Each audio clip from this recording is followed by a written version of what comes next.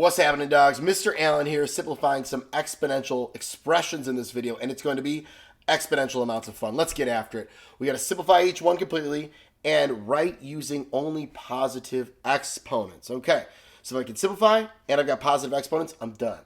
First one, 4x to the negative 7th, all raised to the 8th, over 4x to the negative 7th, all raised to the 11th power. Now, usually these are going to be non-calculated problems, and all these are, okay? What's 4 to the 8th? What's 4 to the 11th? I have no idea. However, these two things are the same, aren't they? So I have like bases raised to some power. Couldn't I just subtract my exponents? Yes. Now, whenever I'm simplifying with exponents, okay, I always think about my 5 exponent properties. Multiplying like bases, add the exponents. Dividing like bases, subtract the exponents. Power to a power, multiply the exponents. Anything to the 0 power is 1, and negative exponents are reciprocals. If you need a refresher on that, check out the exponent property video that I'm going to link right up there, if I remember, because it goes through all those things. So anytime you're stumped, run through those 5 rules in your head, or anytime you're doing something, you're like, is this legal? Am I going to end up in math jail? Think, does it fit one of these 5 properties, okay? All right. And there are different strategies you're going to notice along the way with these things that like make things a little bit easier. So I can subtract my exponents here, and then where's this going to go? Well, my larger exponent's in the denominator, the 11. So 11 minus 8 is 3. That means I'm going to have this guy in my denominator raised to the 3rd power, okay? Now, you might be like, okay, wait, hold up. Then why doesn't it just go in the, why isn't it just that? Well, it's in the denominator, so it's got to be 1 over that stuff. Now, I can distribute this 3 into my parentheses, and only because it's multiplication in here, right? If this was addition or subtraction, I cannot distribute my exponent in, okay? So now we'll come down here, whoop, boom, equals, and I still have the 1 over 4 to the 3rd. 4 to the 3rd is what, 64? And then x to the negative 7th to the 3rd, I would multiply those exponents, and I get negative 21. You might be like, well, why didn't you just multiply the 4 and the 3? Well, the 4 is a base. It's not an exponent. The exponent on that 4 is actually a little 1 right there. 1 times 3 is 3, so you have 4 to the 3rd. Don't confuse those two things. It's a common error that kids do is they multiply because they're like, oh, I'm multiplying now, right? Because I'm distributing the exponent. No. You're raising it to the 3rd power. The property for exponents is that the exponents would get multiplied together, okay? But 4 would still be raised to the 3rd, giving you 64. Enough on that. Enough on that. All right, am I done? No, I don't have positive exponents, so this guy has to come up. But what's the only thing that's going up? Is the 64 going with it? No, it's not attached to that negative exponent. So I'm going to have x to the 21st over 64. Final answer, cannot simplify that any further. Boom, done. Orange next time. All right, this one over here is always a little bit terrifying looking. You got a lot of negative exponents. We got fractions. We got sums. I can't just flip things and make them positive. Like if it was just without these two, I could just, subtract my exponents, deal with it, move things around, but not when there's a sum or difference in either numerator or denominator. So what do? Well, if you know what to do actually in this one, it's super simple. But we don't always know what to do right off the bat until we see it a couple times, then we're starting to remember like, oh, that's the strategy.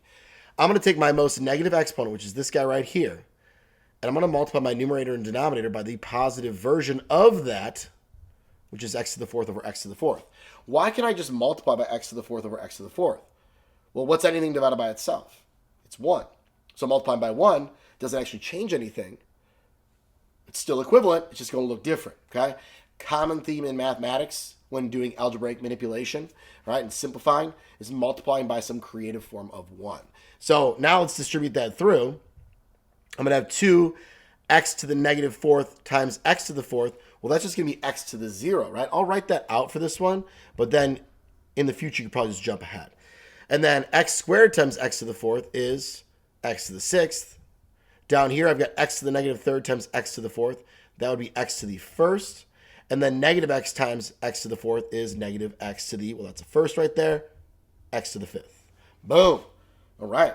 Now let's clean it up, make it look nice. I'm going to have 2 plus x to the 6th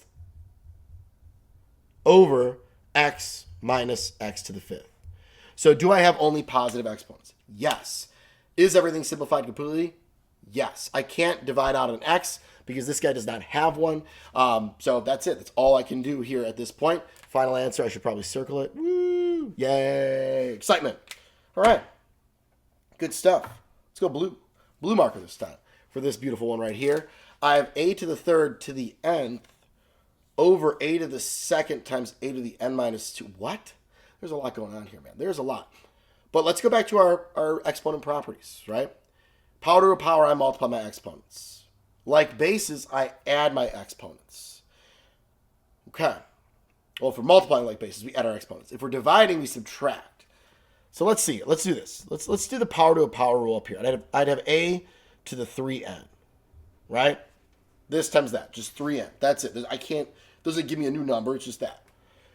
Down here, I have a to the second times a to the n minus 2. These are like bases here. So wouldn't I just add my exponents? Yeah. Well, what's 2 plus n minus 2? That's going to be, well, 2 and negative 2, that's just n. So now I have over a to the nth. Ooh. Like bases, can I subtract my exponents because I'm dividing? Yes, I can. This is 1n. What's 3n minus 1n? 2n. So I have a to the 2n. That is it. I feel like a lot of these are so frustrating because you're like, wait, what? That's it? Why didn't I see that?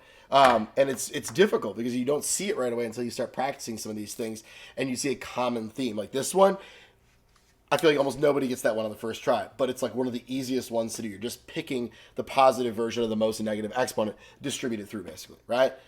Multiplying by 1. That's all that is. But you don't see that right off the bat and you're like, oh my God, what do I need to do here?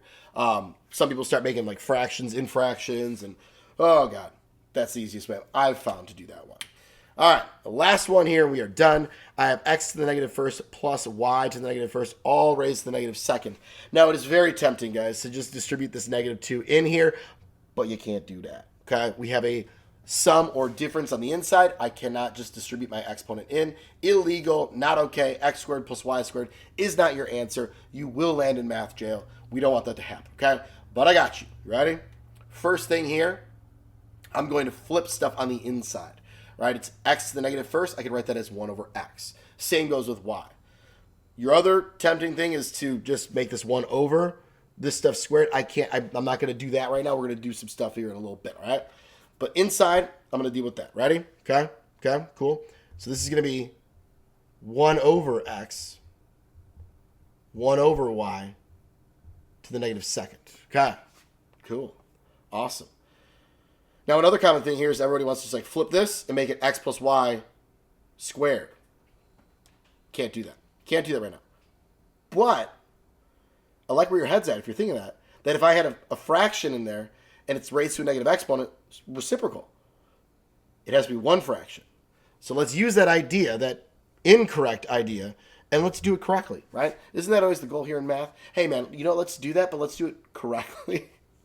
Oh, that's so mean. Anyways, I can make this into one fraction if I get like denominators, right? So I'm going to multiply this one by y over y and this one by x over x because then I'll have xy and xy for my denominators. So the first fraction is y over xy. This one is x over xy, all raised to the negative second. So now I have this.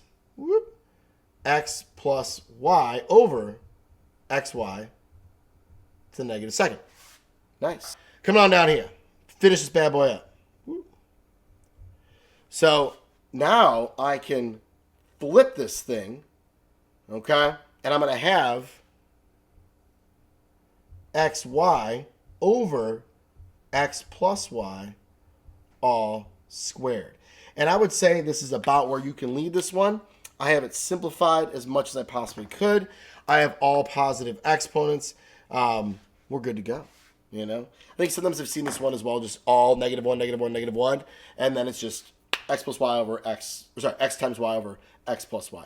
But I could multiply, that'd be pretty mad. Yeah, we're not going to do it. We're not going to do this times this and like write all out. I think that's good to go. All positive exponents, simplified as much as possible. It meets the 2 criteria. I can't simplify any further, so there we go, guys. I hope you liked that. That was fun. That was exponential amounts of fun here on this problem. But yeah, if you have any other questions or ones where you're like, hey, I didn't know how to do this one, feel free to drop those in the comments. I'll make a video on it. And thanks for watching, guys. Have a great day.